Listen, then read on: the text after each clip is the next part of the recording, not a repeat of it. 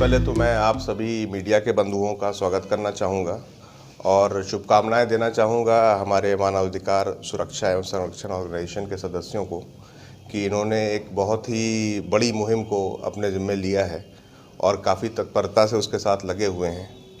आज जैसा कि हम सभी जानते हैं, हमारा ज़िला जौनपुर जो अपनी ऐतिहासिक चीज़ों के लिए जाना जाता है और हमारी पुरानी संस्कृति जहाँ पे रहती है, उसी ज़िले जौनपुर को हमने एक और नई चीज़ में फेमस किया है जिसको कहते हैं ओरल कैंसर। और इसका एक सबसे बड़ा कारण ये है कि हमारे यहाँ जो दोहरा और गुटखा का उपयोग है वो अनियंत्रित रूप से बढ़ता चला जा रहा है। काफ़ी दुख की बात यह है कि काफ़ी सारी कोशिशों के बाद, काफ़ी साल की कोशिशों के बाद भी अभी भी ये उपयोग पे जो है नियंत्रण पूर्णतः नहीं लग पाया है। इसके कारण बहुत से नौजवान, बहुत से बुज़ुर्ग परेशान हैं। दोहरा गुटखा का उपयोग करना केवल अपने स्वास्थ्य के लिए ही नहीं बल्कि उन लोगों के पारिवारिक स्वास्थ्य को भी खराब करता है। बच्चों के अंदर ये आदत उत्पन्न होती है जब वो देखते हैं कि हमारे घर में हमारे बड़े पिताजी या कोई भी इस तरह का उपयोग कर रहे हैं। साथ ही में क्योंकि जैसे जैसे उस पर बैन लगा है तो उसकी कीमतों में भी बहुत तेज़ी से जो है बढ़ावा आया है और ये एक फाइनेंशियल बर्डन है जो खाने वाले इस चीज़ को नहीं समझ पाते। जो इनकी आय कम है वो भी बहुत ज़्यादा पैसा खर्च करके इस चीज़ को उपयोग करते हैं। ये तो एक छोटी सी बात हो गई अलग, लेकिन सबसे बड़ी दिक्कत ये है जो डेली के रूटीन बेसिस पे जो इश्यूज़ आते हैं दोहरा इस्तेमाल करने वालों के लिए। सबसे बड़ी दिक्कत ये है कि खाना जो है, क्योंकि दोहरे के उत्पादन उपयोग करने के कारण जो है भूख मर जाती है, ओरल फाइब्रोसिस होती है, मुंह में फाइब्रोसिस होने के कारण लोगों का मुंह नहीं खुलता। हम लोग 3 फिंगर टेस्ट की बात करते हैं कि अपनी 3 उंगलियां डाल करके मुंह के अंदर देखिए कि मुंह खुल रहा है कि नहीं खुल रहा है। मुंह नहीं खुलता, मुंह में अल्सर हो गया है, घाव हो गया है, खाना नहीं खा पा रहे हैं। जब खाना नहीं खाएंगे तो स्वास्थ्य गिरता जाता है। साथ में अन्य बीमारियां भी, उससे ब्लड प्रेशर होता है, उससे गुर्दे की बीमारियां हो रही हैं, आदि बीमारियां भी उसके साथ साथ आ रही हैं। और उसके साथ साथ जब एक नशे की आदत पड़ जाती है तो उसके साथ साथ और नशों की तरफ भी लोग एक्सपोज होते हैं। और सबसे बड़ी दिक्कत ये है कि जो हमारे पुराने लोग जो इस तरह का नशा कर रहे हैं वो दूसरों को बहुत तेज़ी से ऑफ़र करते हैं कि एक बार ट्राई करके देखिए। तो इस चीज़ को भी नियंत्रण करना बहुत ज़रूरी है और मैं सभी से उपेक्षा करूँगा, आग्रह करूँगा कि कृपया करके इस चीज़ को रोकें। और हम ये सब प्रशासन से हर जो भी संस्थाएं इस चीज़ को करती हैं उनसे भी अनुरोध कर रहे हैं कि वो करें। परंतु सबसे बड़ा अनुग्रह ये है कि आप खुद उस चीज़ का उपयोग करने के लिए बंद करें। और बंद करने के लिए सिर्फ और सिर्फ एक ही चीज़ चाहिए, वो है आपकी अपनी दृढ़ इच्छा।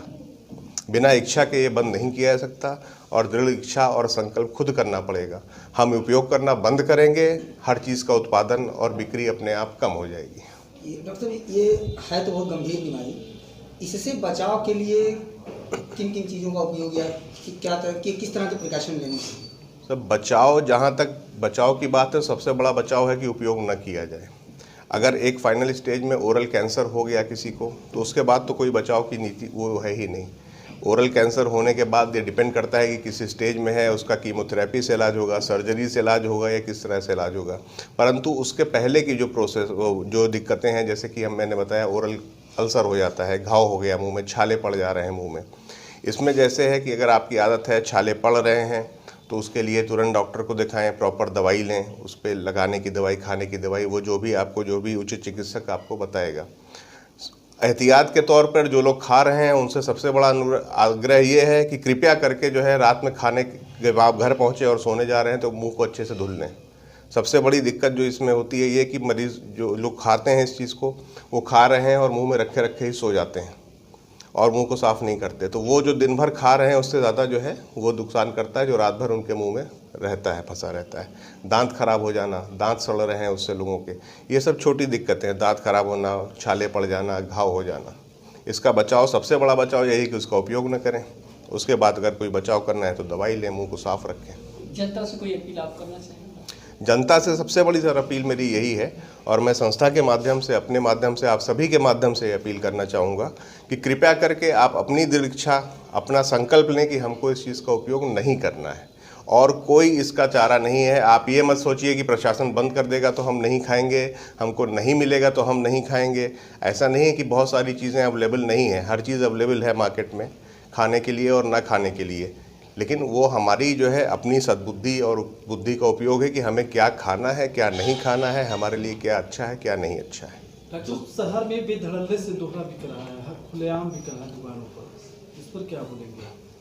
देखिए, इसमें जो भी जहाँ पे भी बिक रहा है उसमें प्रशासन जो है अपने आप में तत्पर है और उन चीज़ों को देख रहा है। जहाँ पे भी किसी तरह की कोई कमी पाई जा रही है तो संस्था ने जो है कई जगहों पे ये चीज़ जो है प्रशासन के नोटिस में लाई है कि भाई कहाँ जहाँ पे बिक्री हो रही है, तो उसमें भी वो लोग ने आश्वासन दिया है कि वो सक्रियता से इस चीज़ को जो है वो करेंगे। और हम ये कामना करते हैं, उपेक्षा करते हैं कि इस चीज़ को जल्द से जल्द जो है रोका जाएगा। लगातार प्रशासन के द्वारा दोहरा कारोबारियों पर छापेमारी की जा रही है, उसके बावजूद दोहरा बिक्री हो रहा है, इसका जिम्मेदार कौन है? इसका जिम्मेदार उपयोग करने वाले हैं, इसका जिम्मेदार मेरे हिसाब से उपयोग करने वाले हैं। यदि हम खरीदेंगे नहीं तो बिकेगा नहीं। सर, एक सिंपल सी कहावत है, डिमांड्स क्रिएट सप्लाई। अगर डिमांड नहीं होगी तो सप्लाई नहीं होगी। इसीलिए मैंने कहा कि हमारी अपनी इच्छा सबसे ज़्यादा ज़रूरी है। हम जब तक अपने आप को नहीं रोकेंगे तो ये चीज़ कोई रुकावट नहीं। सर, अपना परिचय दीजिए। मैं doctor Haidar Abbas, MD physician, मैं नोबल हॉस्पिटल में एज ए फिजिशियन कार्य करता हूँ। और संस्थाओं से मेरा आग्रह है कि कभी भी इस तरह का, आप लोगों से आग्रह है कि कोई भी सामाजिक कार्यक्रम में हम लोग एकदम तत्पर रहते हैं किसी भी प्रकार से भाग लेने के लिए। और आगे भी अगर यदि किसी इस प्रकार की ज़रूरत होगी, कहीं भी होगा, तो हम अपने संस्थान के साथ साथ मैं खुद, हम लोग हमेशा तत्पर हैं इस पे काम करने के लिए। पहल ये चल रही है कि सबसे ज़्यादा अपने जनपद जौनपुर में कैंसर के पेशेंट हो रहे हैं, जिनकी हमने विवेचना कराई भी है। बहुत लोगों से मैंने जानकारी प्राप्त की है, माउथ कैंसर सबसे ज़्यादा अपने जनपद के अंदर हो रहे हैं। इसके लिए मैंने शासन प्रशासन को, DM सर से भी मेरी मुलाकात हुई, उनको हमने अवगत कराया लिखित पत्र अपने संस्था के माध्यम से। और उनसे हमने रिक्वेस्ट किया है कि सर इसको जितना जल्दी हो सके तत्काल प्रभाव से इसको बंद करिए। और बहुत सारी ऐसी चीज़ें हैं जो हम लोगों के संज्ञान में आई हुई हैं और हमने 1-2 लोगों से कहा भी है कि इसका उपयोग ना करें। अभी हम लोग बस एक जागरूक कर रहे हैं कि लोग इसका सेवन ना करें तो ज़्यादा अच्छा है। और बाकी हम लोग फूड विभाग में भी इसकी सूचना दी है, आबकारी विभाग में भी और DM साहब के यहाँ भी। लेकिन अभी तक DM साहब ने उस पर कार्रवाई तो की, लेकिन इनके सभी DM साहब नए आ गए हैं, उनसे हमारी मुलाकात नहीं हुई। जो चार्ज पे बैठे थे उनसे हमने अपनी बातों को रखा है। हालांकि उन्होंने जल्द ही आश्वासन दिया है कि जितनी दुकानें हो सकती हैं मैं जल्द से ये है जनपद में बेधड़ल्ले से दोहरे बिक रहे हैं, आप लोग भी विजिट कर रहे हैं, किस तरह से दुकानदारों को आप अपील कर रहे हैं? देखिए, मैं तो जहाँ तक मेरा प्रयास है, मैं उनको बहुत अच्छी तरीके से समझाता हूँ कि इसका अगर आप लोग बंद कर देंगे लेने के लिए तो शायद जो खाने वाले हैं वो पाएंगे नहीं तो खाएंगे नहीं, तो जाहिर सी बात है। लेकिन इसकी कुछ फैक्ट्रियाँ भी हैं, हम लोगों ने निरीक्षण किया हुआ है, उनके तमाम वीडियोस और हम लोगों के पास रिकॉर्डिंग्स हैं, वो भी जल्द हम मीडिया के सामने करेंगे। लेकिन अभी प्रेजेंट टाइम इसको नहीं कर सकते हैं। प्रयास मेरा यही है कि अगर लोग मान जाते हैं तो ठीक है, नहीं तो उनके नाम चिन्हित करके हम DM साहब को मीडिया के सामने बहुत जल्द रख देंगे। समाज में आम जनता से क्या अपील करना चाहेंगे? देखिए, आम जनता से तो मैं यही कहूँगा कि इसका सेवन ना करें। इससे बहुत सारी समस्याएँ हो रही हैं, लोगों को आने वाली पीढ़ियाँ ख़राब हो रही हैं। बहुत सारे ऐसे बच्चे हैं, बूढ़े हैं और भी तमाम महिलाएं भी हैं, इसका सेवन कर रही हैं, जो कि ये कैंसर के शिकार बन रहे हैं लोग। आपकी संस्था की तरफ से किस तरह से लोगों को जागरूक किया जा रहा है इसको रोकने के लिए? संस्था को तो मैंने इसकी जानकारी संस्था को मैंने दिया है और मैंने अपने स्टाफ के लोगों से भी कहा है कि जहां तक आप प्रयास करिए, इनकी एक रैली निकालिए। और DM साहब से भी मैंने इस संज्ञान में बात किया है, तो उन्होंने कहा कि ठीक है, इस पर जल्द से जल्द कार्रवाई हो रही है।